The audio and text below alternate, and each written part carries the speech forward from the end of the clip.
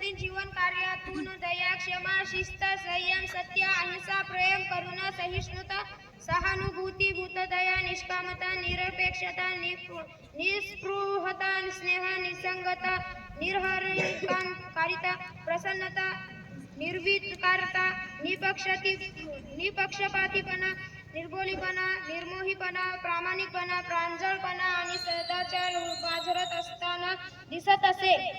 वैराग्य, तपस्या आणि अनुभवाच्या माध्यमातून निःसृत होणाऱ्या बाबांच्या शब्दांचा मंत्र बनत असे. बाबांच्या सहज बोलणे, सहज चालणे आणि सहज हसणे म्हणजे जणू नवनिर्मितीचे चांदणे पसरणे होय. बाबा पहाट पक्षी होऊन लाखो पावलांखाली दररोज स्वच्छतेच्या शुभ्र फुले पसरतात. चालणाऱ्यांच्या मनात प्रसन्नता, प्रगती, आरोग्य, उत्साह आणि निर्मळतेचा सुगंध पसरतात. सुदृढ, सुखी, संपन्न, सृजनशील, स्नेहशील आणि संस्कार संपन्न समाज निर्मितीसाठी अहोरात्र राबतात.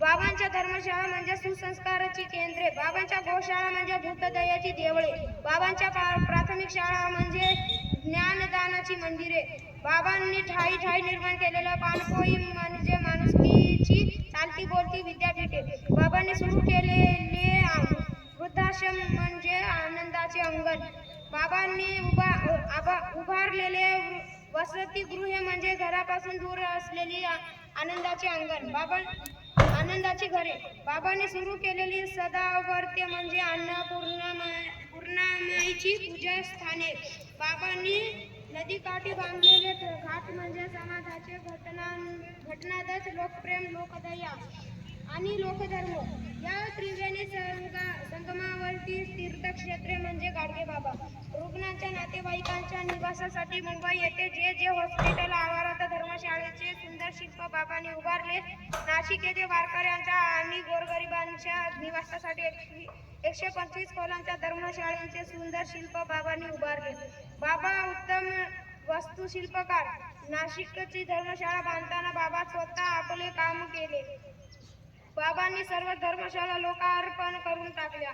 त्यावर लोकांमधील पंच नेमले. नाशिकची धर्मशाळा बांधून तयार झाली तेव्हा बाबा सर्व सेवकांना उद्देशून बोलतो.